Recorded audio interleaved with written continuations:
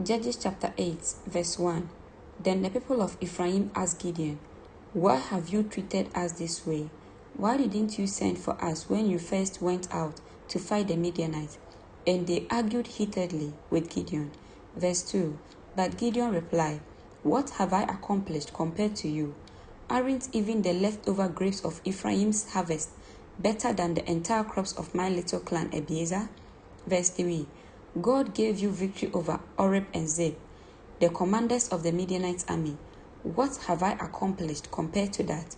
When the men of Ephraim heard Gideon's answer, their anger subsided. Verse 4. Gideon then crossed the Jordan River with his 300 men, and though exhausted, they continued to chase the enemy. Verse 5. When they reached Succoth, Gideon asked the leaders of the town, "Please give my warriors some food. They are very tired. I am chasing Zebah and Zalmunna, the kings of Midian." Verse 6. But the officials of Succoth replied, "Catch Zebah and Zalmunna first, then we will feed your army." Verse 7. So Gideon said, "After the Lord gives me victory over Zebah and Zalmunna, I will return and tear your flesh with the thorns and berries from the wilderness." Verse 8. From there, Gideon went up to Peniel and again asked for food, but he got the same answer. Verse 9. So he said to the people of Peniel, "After I return in victory, I will tear down this tower." Verse 10. By this time, Zebah and Zalmunna were in Kako with about 15,000 warriors, all that remained of the allied armies of the east, for 120,000 had already been killed. Verse 11. Gideon circled around by the caravan route east of Nobah and Jokbibah, taking the Midianite army by surprise. Verse 12. Zebah and Zalmunna, the two Midianite kings, fled, but Gideon chased them down and captured all their warriors. Verse 13. After this, Gideon returned from the battle by way of Haris Pass. Verse 14. There he captured a young man from Succoth and demanded that he write down the names of all the 77 officials and elders in the town. Verse 15. Gideon then returned to Succoth and said to the leaders, "Here are Zebah and Zalmunna. When we were here before, you taunted me, saying, 'Catch Zebah and Zalmunna first, and then we will feed your exhausted army.'" Verse 16. Then Gideon took the elders of the town and taught them a lesson, punishing them with thorns and berries from the wilderness. Verse 17. He also tore down the tower of Peniel and killed all the men in the town. Verse 18. Then Gideon asked Zebah and Zalmunna, "The men you killed at Tabor, what were they like?" "Like you," they replied. "They all had the looks of Cain's son." Verse 19. "They were my brothers, the sons of my own mother." Gideon exclaimed, "As surely as the Lord lives, I wouldn't kill you if you hadn't killed them." Verse 20. Turning to Jephthah, his oldest son, he said, "Kill them."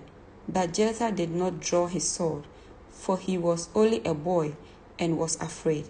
Verse 21. Then Zebah and Zalmunna said to Gideon, "Be a man, kill us by yourself." So Gideon killed them both and took the royal ornaments from the neck of their camels. Verse 22. Then the Israelites said to Gideon, "Be our ruler. You and your sons and your grandsons will be our rulers, for you have rescued us from Midian." Verse 23. But Gideon replied, "I will not rule over you, nor will my son. The Lord will rule over you." Verse 24.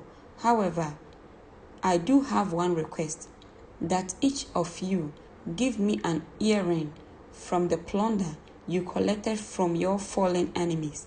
The enemies, being Ishmaelites, all wear gold earrings. Verse 25. Gladly, they replied. They spread out a cloak, and each one threw in a gold earring he had gathered from the plunder. Verse 26. The weight of the gold earrings was 43 pounds, not including the royal ornaments and pendants, the purple clothing worn by the kings of Midian, or the chains around the necks of their camels. Verse 27, Gideon made a sacred ephod from the gold and put it in Ophrah, his hometown. But soon all the Israelites prostituted themselves by worshipping it, and it became a trap for Gideon and his family. Verse 28, that is the story of how the people of Israel defeated Midian, which never recovered. Throughout the rest of Gideon's lifetime, about 40 years, there was peace in the land. Verse 29, then Gideon, son of Joash, returned home. Verse 30, he had 70 sons born to them, for he had many wives. Verse 31, he also had a concubine in Shechem, who gave birth to a son, whom he named Abimelech. Verse 32, Gideon died when he was very old, and he was buried in the grave of his father Joash at Ophrah, in the land of the clan of Abiezer. Verse 33, as soon as Gideon died, the Israelites prostituted themselves by worshipping the images of Baal, making Baal Berith their god. Verse 34, they forgot the Lord their God, who had rescued them from all their enemies surrounding them. Verse 35, nor did they show any loyalty to the family of Jerubbaal, that is Gideon, despite all the good he had done for Israel. Amen.